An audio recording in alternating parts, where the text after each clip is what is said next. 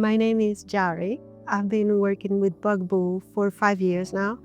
My current role is project manager for customer service innovation, and I've been the lead project manager and owner of the Talkative Bugaboo collaboration. I'm Justus Tobergte. I'm the Bugaboo Customer Excellence Director since 3 years. And my relationship to the AI project was that, I work closely with Yary together to implement the AI across our business.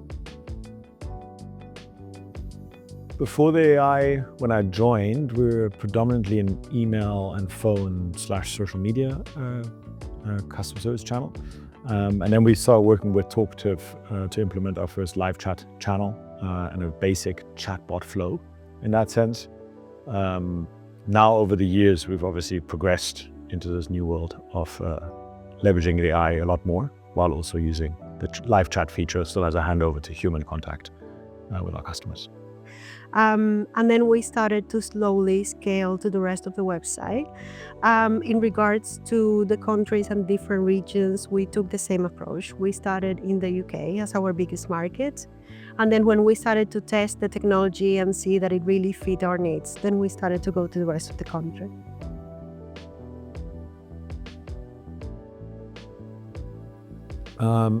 I think that the hype was there. So every company was looking at AI a few years back. And we also made the decision then to be at least trying to be the leader within our industry. And we also obviously knew that there would be some efficiency gains that the team and the company could get out of it by using it across certain customer journeys. Basically, the idea behind this phased approach was that we also needed to prove to the rest of the company internally that this was a good idea, right? It was a big concern for us that we would maintain our premiumness within the brand. So we wanted to make sure that starting small would guarantee a better result in that sense. And that's why we started just in a few countries, just in a few pages. We tested out the technology to make sure that it actually met our needs. And eventually we started to see the deflection increasing and the customer satisfaction and the sentiment also being very positive.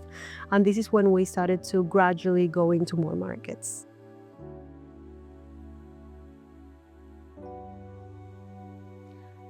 Our very first aha moment with AI came at the very beginning. So we've had several of them, but at the beginning we were actually aiming at around a 30% deflection. And with our first go live only in one country, we started to achieve 45.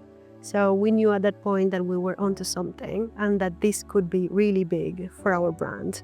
Of course, eventually we started to see a lot of improvements. And lately, we have also realized that the AI has gotten smarter in the sense that it's very empathetic. It is very convincing in a very natural way for the customers. We had several challenges since the beginning.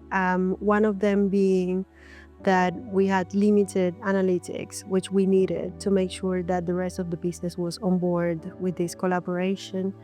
But especially we had the challenge of making the AI sound and feel like Bugaboo.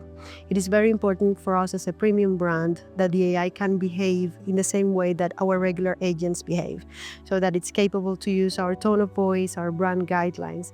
So that was a very big challenge that we really needed to sort if we wanted to scale it up.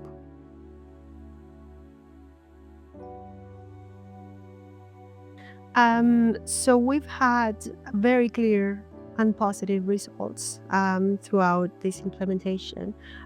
So we are, first of all, seeing a deflection of up to 75%, which means that our agents actually only need to handle 25% of the interactions that come in.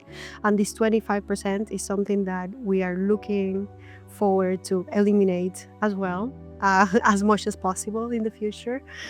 We are also seeing an increase in the number of interactions. We started this year with under 1,000 interactions per month, and now we are way over 4,000. Yeah. So for customers that do not interact with the AI, we have seen an increase of 5% in add to carts. Because in general, in Bugaboo, we see an increase in sales year on year. But for customers that actually interact with the AI, we see a 20% increase. This is because the AI is able to suggest compatible products, alternatives, to inform them about out of stock, etc. What it means for our business is that, first and foremost is that we're available 24/7. I think that's the biggest gain that we've gotten out of the AI. So we noticed that our customers, especially in those evening hours, when they're looking at our products, now have actually somebody online that they can talk to, help get advice on, and obviously hopefully then drive also that add to cart value, which is really important to us. Simultaneously, obviously for our customer service agents, they've gotten rid of all those repetitive questions that no customer service agent wants to really handle over the long term, while also being able to really talk to customers one-on-one and really have those more meaningful connections at the same time.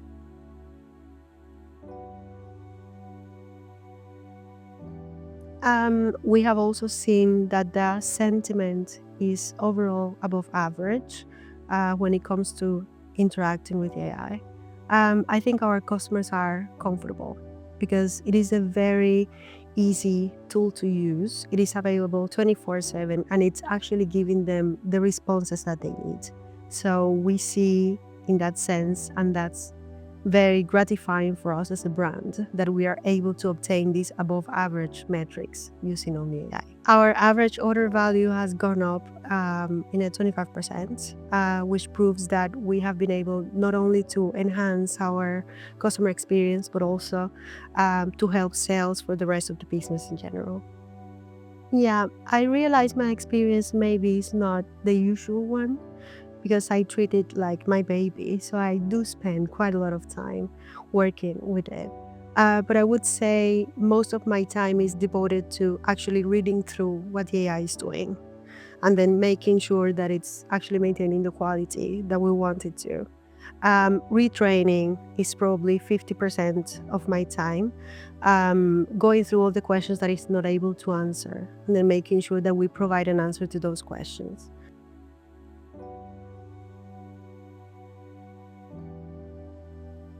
In the long term, I think it would be to further embed the AI across the various customer journeys. We're very much focused right now on the initial pre-purchase and purchasing phase of the journey. But I think if we look at a few years down the line, also being able to help troubleshoot customers or help customers troubleshoot their product will be quite beneficial. While also looking at other journeys across the .com where we could give them an AI-first approach in facilitating their questions, whether that be on our support page, to have directly an interaction with the AI would be pretty cool to see, without them having to find maybe the relevant FAQ or clicking themselves through the page to find a tool that they need. But yeah, I think a more seamless approach in getting the AI across the various touchpoints would be the main focus. So we started with only an advisory sales role for the AI. And just with that, we have been able to achieve this great deflection. But as a next step, we wanted to move more onto the post-purchase stage. So we want to integrate it deeply with our systems like Salesforce to make sure that it can handle questions like order tracking or warranty claims, and that type of question that we know that is going to be very useful for the customers as well.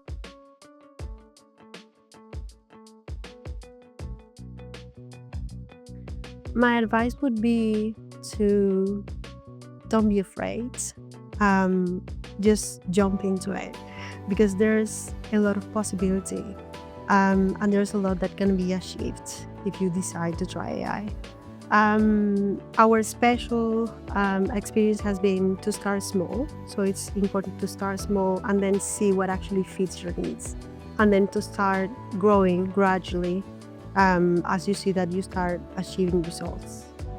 And of course, training is very important. You need to treat the AI the same way you treat the rest of your agents. It's important to train it, to be patient with it, and to then double check what it's doing for as long as you have it live.